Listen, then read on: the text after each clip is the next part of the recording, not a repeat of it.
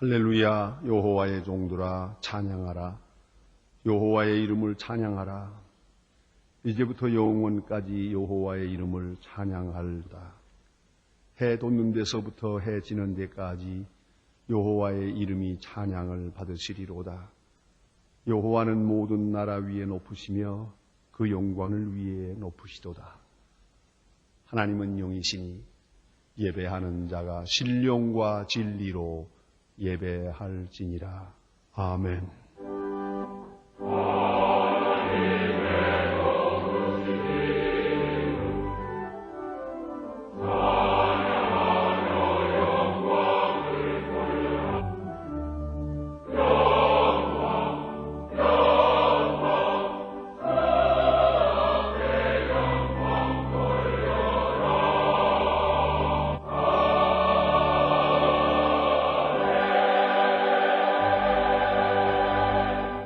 영원히 찬양을 받으실 주 여호와 우리 아버지 하나님, 그 높으신 능력과 크신 은총을 인하여 주께 영광 돌립니다.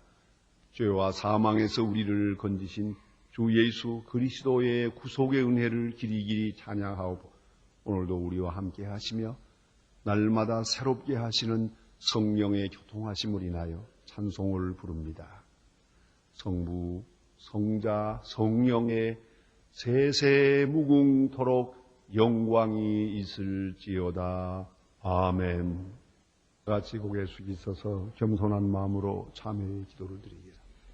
긍휼이 풍성하신 주 여호와 우리 아버지 하나님, 저희들이 다시 주님 앞에 나왔습니다. 불러주시기에 나왔고 이끌어주시기에 나와 강한 팔로 권고하사 이 자리에 있게 하시기에 나왔습니다. 이미 저희들의 죄를 용서하셨고 오래오래 참아주시기에 저희들이 주님 앞에 나왔습니다. 우리가 나온 것이 아니라 주님께서 나오게 하셔서 내가 여기 있음을 압니다. 하나님 아버지, 불쌍히 주시옵소서. 저희는 많은 말씀을 들었습니다마는 들은 말씀대로 살지 못했습니다. 하나님 앞에 기도하며 맹세하고 바르게 거룩하게 겸손하게 살기로 했지만은 약속을 지키지 못하고 주님 앞에 나왔습니다. 모든 것이 하나님의 뜻 안에 있음을 알면서 신앙 고백과는 달리 스스로 걱정하며 낙심하며 좌절하며 살다가 지친 몸과 마음을 가지고 주님 앞에 나왔습니다. 상처난 심령과 어지러워진 마음과 병든 몸을 불쌍히 여겨주시고 이 깊은 악과 죄악에서 이 탄식과 이 절망에서 우리를 구원의 길을 기도하옵나이다. 주님 아시는 대로 우리는 죄에서 났습니다. 죄와 더불어 살고 죄를 먹고 마시며 살아와서 죄의 종이 되어서 오랫동안 살았기에 이제 우리가 의가 무언지 죄가 무언지 전혀 알 수 없는 막연한 주 앞에 섰습니다. 오늘이 있게 하신 하나님, 주여 불쌍히 여기시고 더 불쌍히 여기시사 깊은 수렁에서 우리를 건져주시기를 기도하옵나이다. 하나님 아버지, 죄 가운데 살면서도 우리는 교만하게 살았습니다. 남을 정죄했고 남의 허물을 비판했고 때때로 우리는 하나님께 욕될 일들을 서슴지 않고 행했습니다.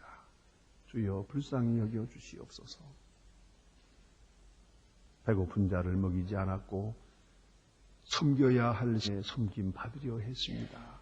기도해야 할 시간에 기도하지 못한 죄를 용서하여 주시옵소서. 모든 악과 불신앙과 허물에서 우리를 건져 주시옵소서. 지금은 하나님과 나만이 아는 죄를 생각하며 묵묵히 참회의 기도를 계속합니다.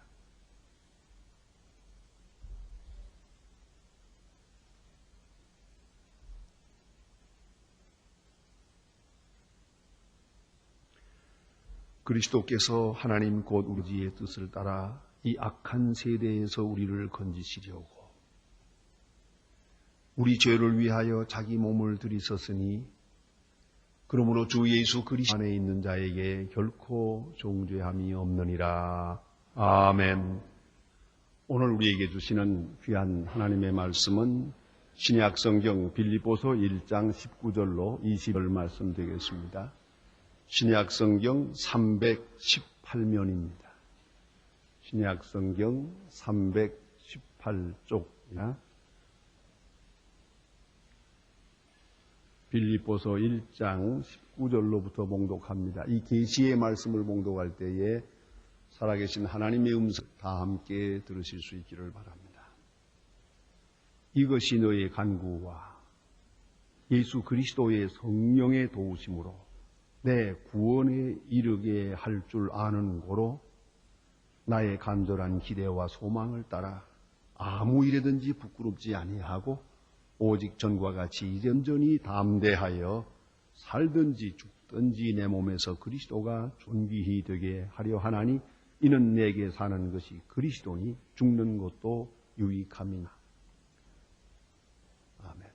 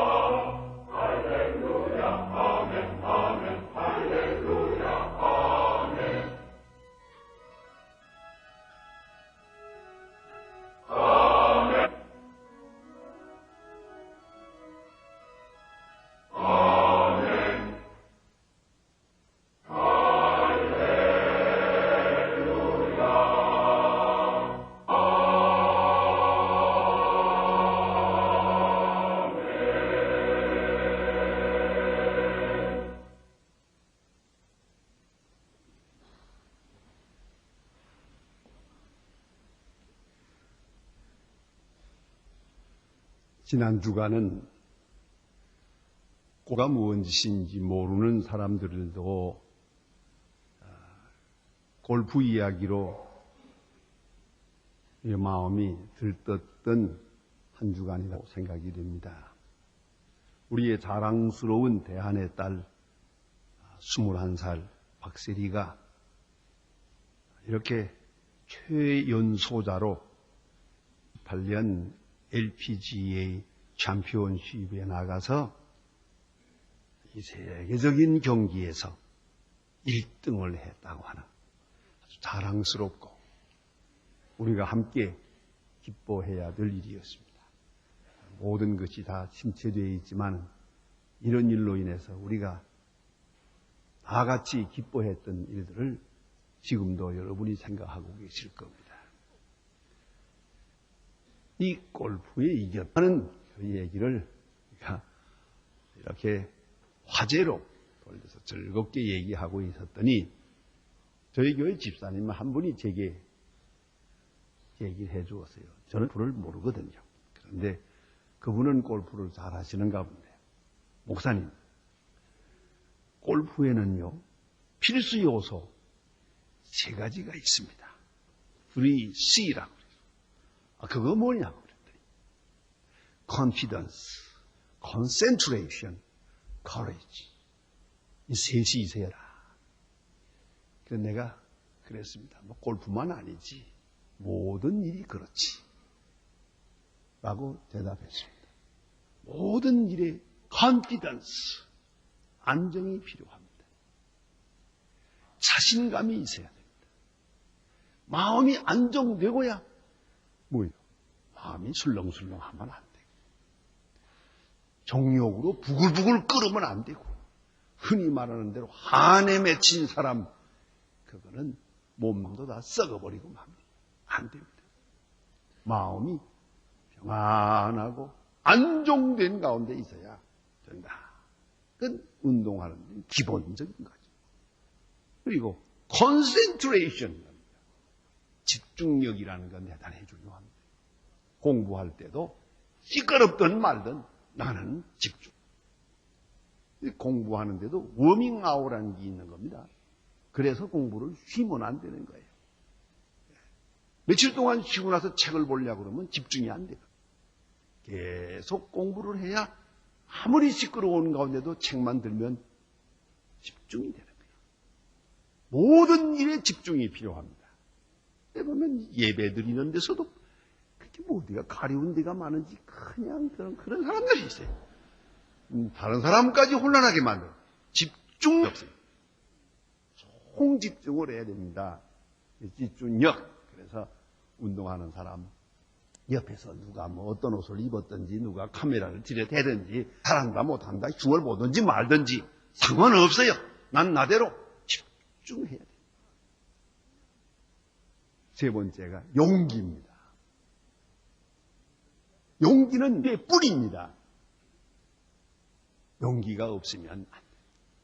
생각은 많고 뭐서 복잡한데 밀어붙인 용기가 없으면 아무 일도 생기질 않습니다.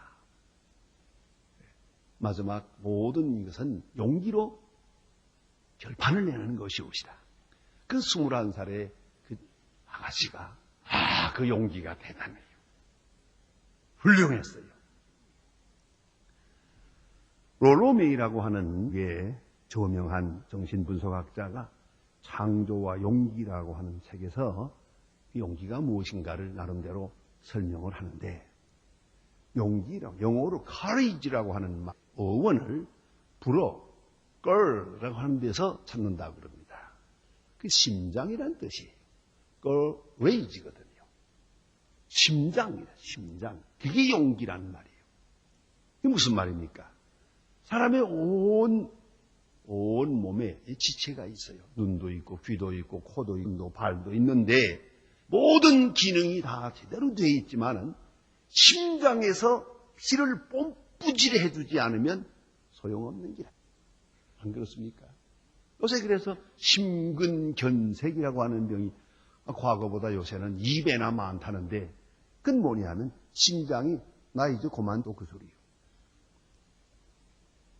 그러니까 이게 문제란 말이에요. 심장이 펑펑 이거 뽐뿌지를 제대로 해줘야 뭐 이 기능이 살아나는 거예요. 눈도 밝고 귀도 밝고 손발도 그런 거 아닙니까? 아무리 좋은 손발이 있더라도 뽐뿌가 고장나면 끝나는 거예요. 이게 용기야. 용기가 없으면 그 모든 지식이 다 무산됩니다. 용기가 없으면 모든 덕은 단순한 덕에 이것은 독재 현상에 불과합니다. 요새 말로 백시밀리밖에는 되지 않는 거예요. 창작, 용기요. 발명 용기요. 과학 용기와 함께 이루어지는 것이에요. 용기가 필요합니다. 그 용기라는 것은 학자의 말에 의하면 신체적 용기, 도덕적 용기, 사회적 용기 이렇게 말합니다. 우선 건강해야 용기가 있지 않습니까? 건강을 잃어버리고 나면 사람은 용기가 없어서요. 또 도덕적 용기, 죄인은 용기가 없어요. 쫓아오는 자가 없어도 도망가는 게 용기예요. 비겁해질 수밖에 없는 거예요. 그게 죄인이요. 용기가 없어요. 또 사회적으로 지지를 받지 못하면, 사회적인 성원을 받지 못하면 용기가 없다. 일반적이야만은 좀 더 심리학적으로 깊이 연구를 하면 그게 아닙니다. 문제는 이것들이 용기를 주는 거냐? 자, 건강하면 용기가 있느냐? 도덕적으로 결함이 없으면 스스로 용기가 있느냐? 사회적으로 많은 사람이 그를 지지할 때 얻는 용기가 그 용기? 그건 아니에요. 쉽게 예를 들면 건강해서 용기가 생기는 겁니까? 용기가 있어서 건강한 겁니까? 여러분이 가진 용기는 어디서부터 온 겁니까? 또 도덕적 의의에서 용기가 오는 겁니까?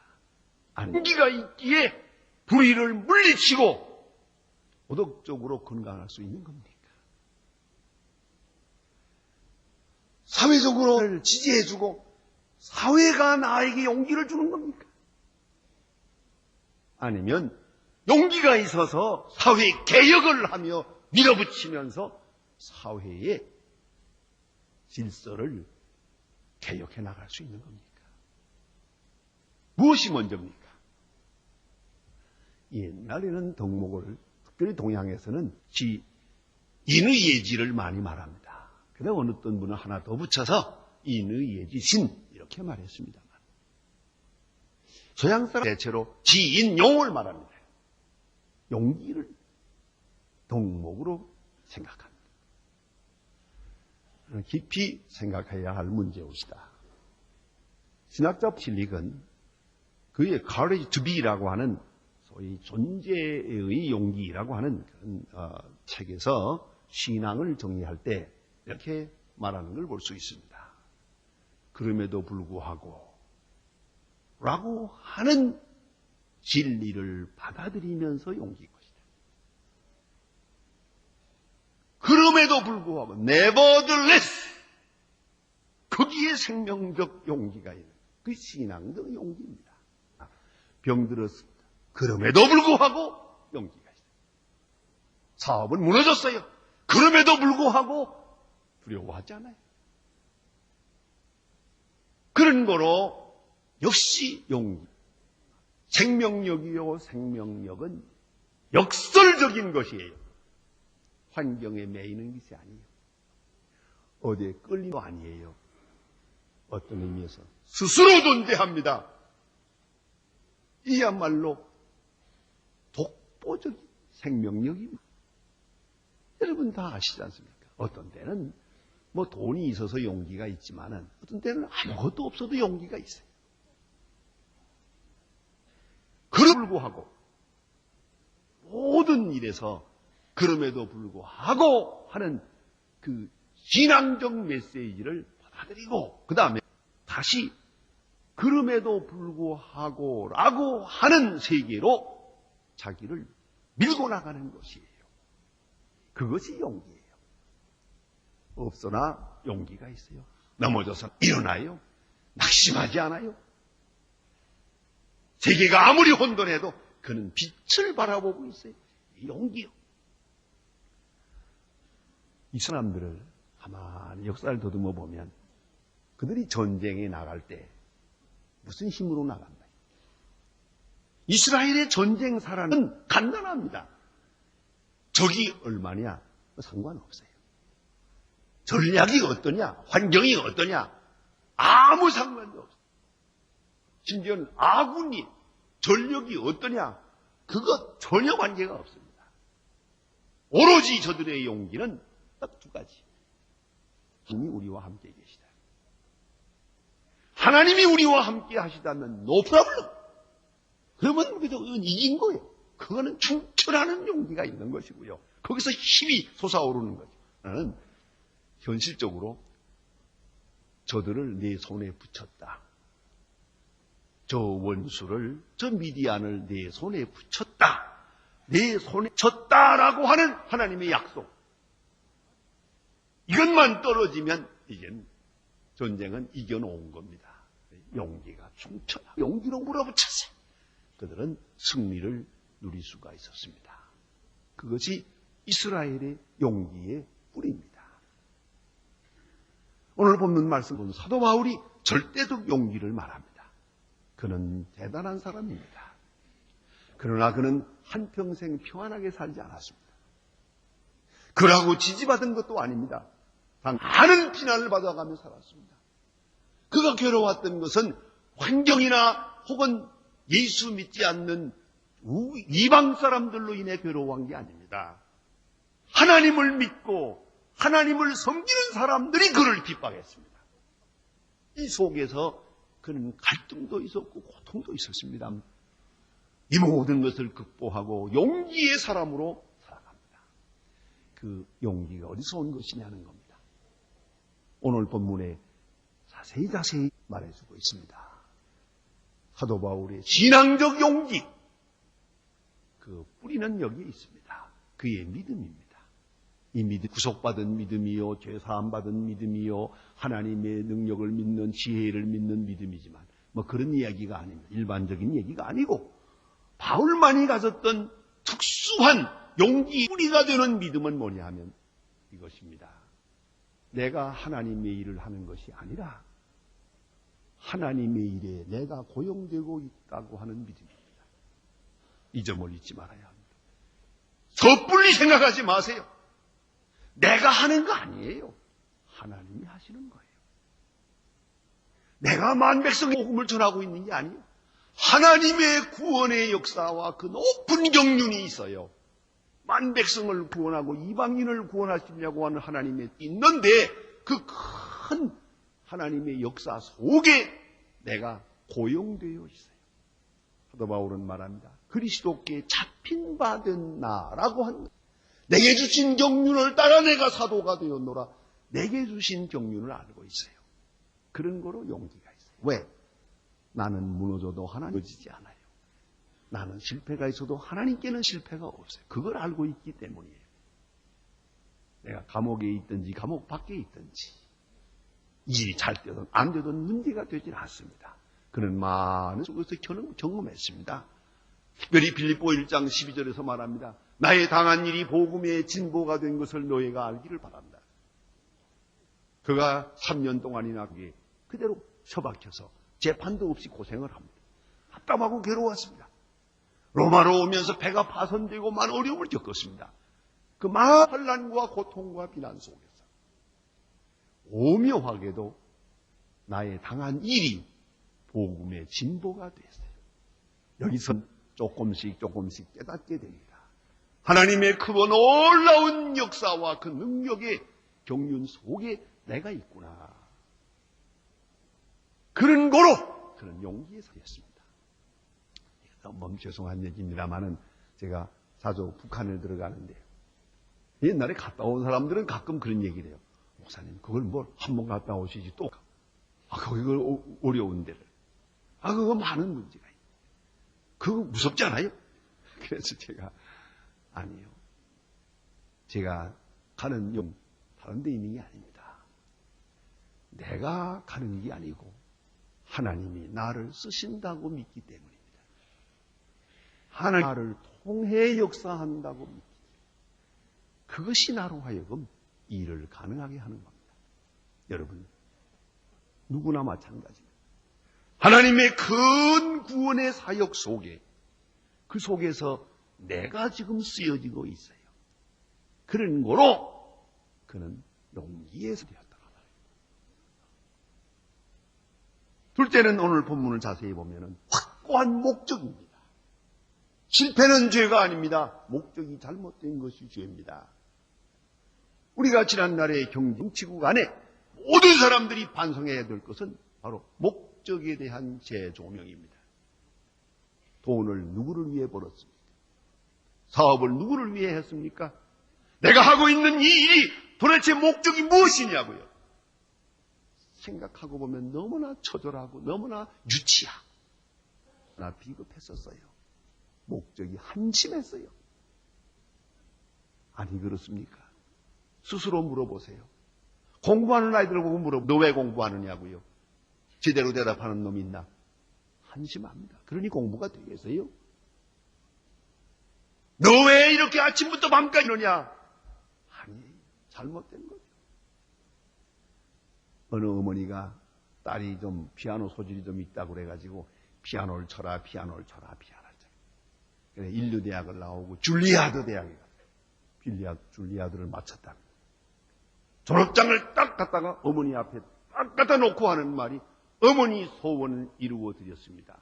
그리고 그 다음 날부터 절 피아노를 안 칩니다. 피아노 소리 듣기도 싫다. 누구를 위해 종을 울린 겁니까? 이게 얼마나 비참한 겁니까? 도대체 목적의식이 어디에 있습니까? 깊이 생각해야 됩니다. 좋은 목적이 가치관을 형성합니다. 그것이 용기의 뿌리입니다. 무엇을 위해 살아야 할지, 무엇을 해야 할지 사도 바울은 분명하게 알고 있었습니다. 나아가서는 어떻게 해야 할 것이냐 하는 문제만은 하나님께 맡겨버렸습니다. 그리고 하나님께 순리적으로 순종하기로 생각했습니다. 그러니까 잘 되어서 하나님께 영광이 된다면 그래하게 해주시고, 일이 안 돼서 하나님께 영광이 된다면 그리하십시오.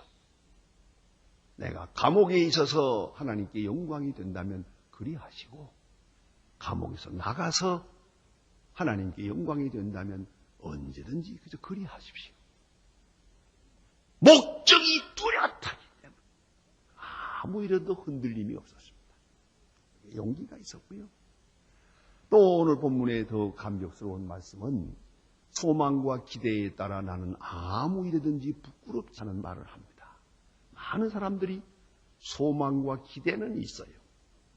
뭐 되겠다, 뭘 하겠다. 꿈은 있는데 거기에 합당한 힘이 없어요. 여기에 문제가 있는 겁니다. 가령 학자가 되려는 사람이라면 공부해야죠.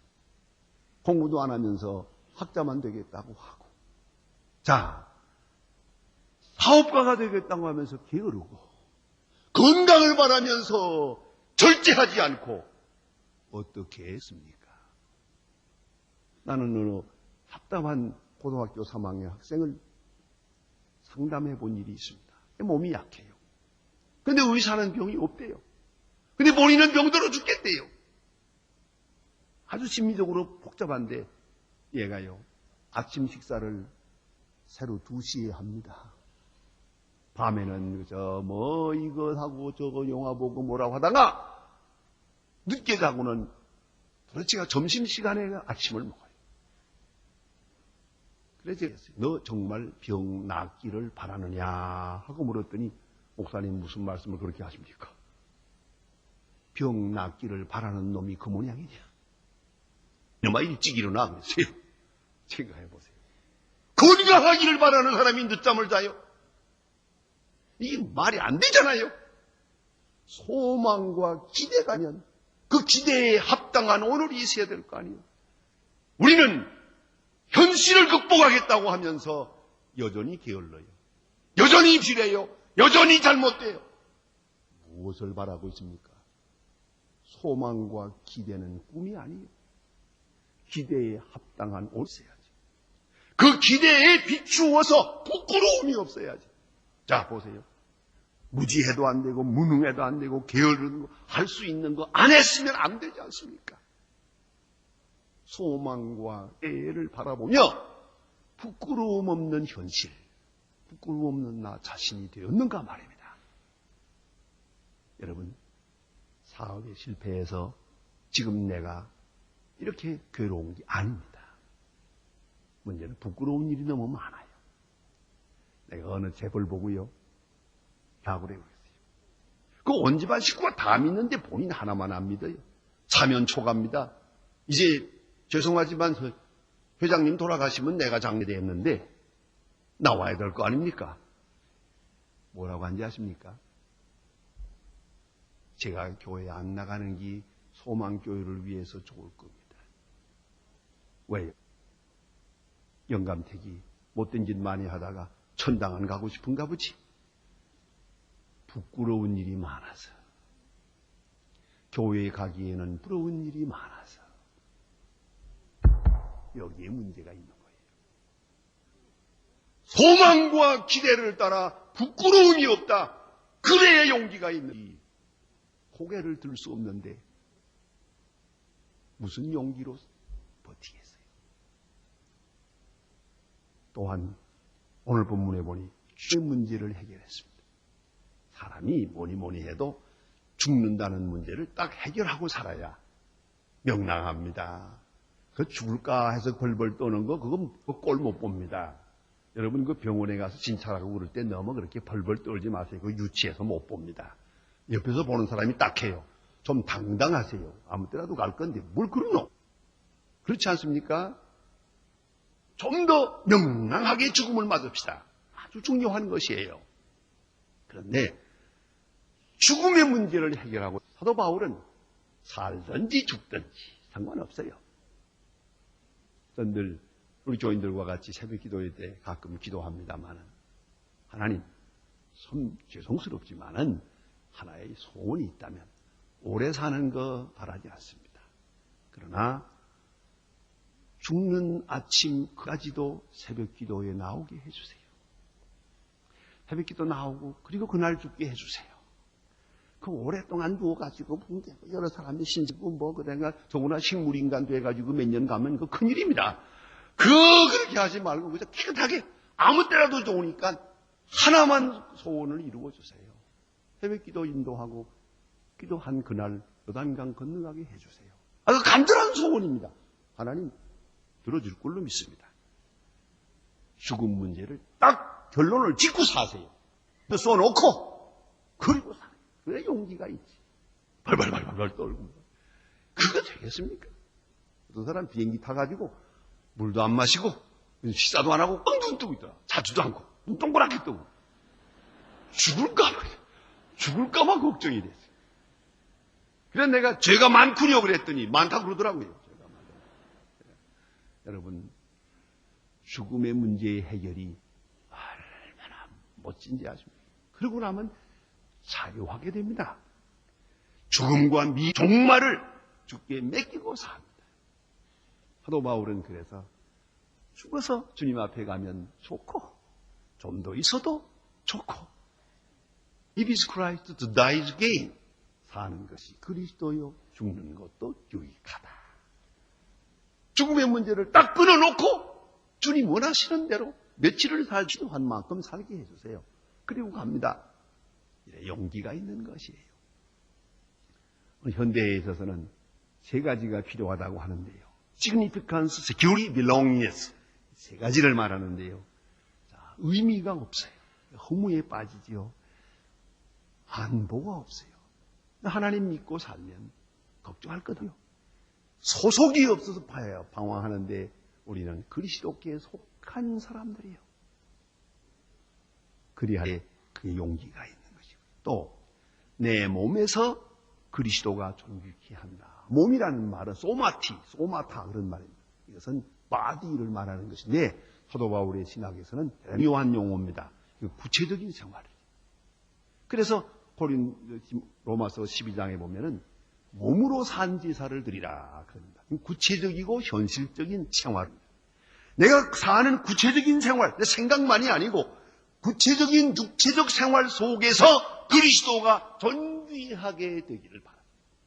그런 거로 나는 용기가 있다 그 말입니다. 이런 얘기가 있어요. 재미있는 얘기입니다만 콘스탄틴 대제의 아버지 콘스탄티니우스가 있습니다. 콘스탄티우스라고 하는 왕이 있는데 그가 왕이 된 다음에 좀 점검해 보니까 그 자기의 신하 가운데 가까이서 일하는 그 중요한 인물들 신하 중에 기독교인들이 많은 걸 알았어요. 우리는 전쟁도 하고 다 이렇게 해야 가는데 기독교인들은 사랑을 외치기 때문에 안 되겠다 생각을 해서 그는 이렇게 말했습니다. 기독교인들 가운데는 예수를 든지 내 신하가 되든지 둘 중에 하나 하라. 예수 믿는 사람으로 내 신하가 있는 것은 내 못마땅하다. 했더니 많은 사람이 사표를 냈어요. 나가버렸어요.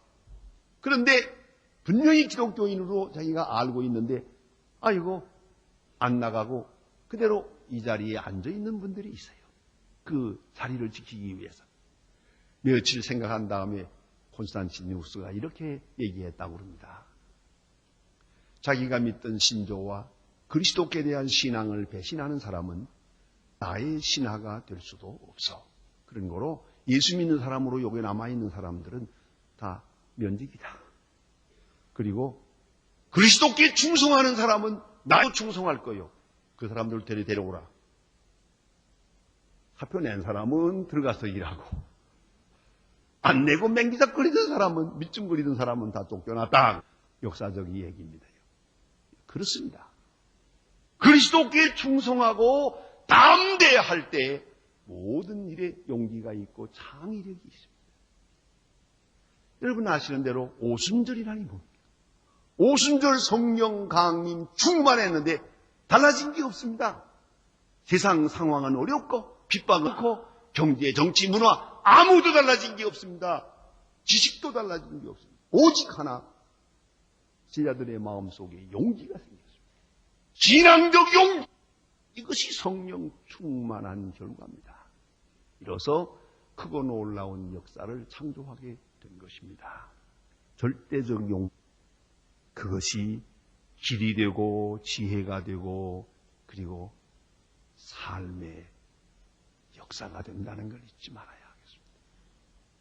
기도하십니다.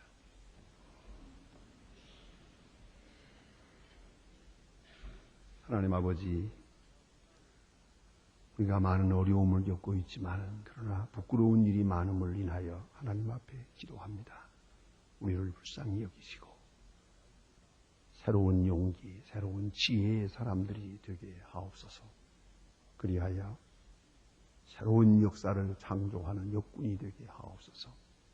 아무 일에 부끄럽지 않고 스스로 자랑스러운 하나님의 일꾼들로 다시 세워주시옵소서. 예수님의 이름으로 기도합니다. 아멘. 지금은 우리를 구신 주 예수 그리스도의 은혜와 역사의 주인이신 아버지 하나님의 사랑과 우리의 믿음을 날마다 새롭게 하시는 성령 동하심과 충만하심이 모인 중에 이제와 영원토록 함께 계실지어다. 아멘.